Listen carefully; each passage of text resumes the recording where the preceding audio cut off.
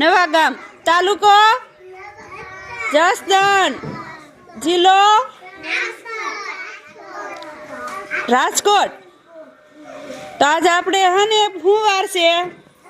મંગળવાર. આમાં 10 એકડા કોણ બોલાવશે આજ આપણને? રાજલ બોલાય તો 10 એકડા. હા તો તું બોલાય. હાલ તાર નામ શું છે? હા દક્ષુ પણ ઉપર 10 એકડા બોલાય તો બોલાય.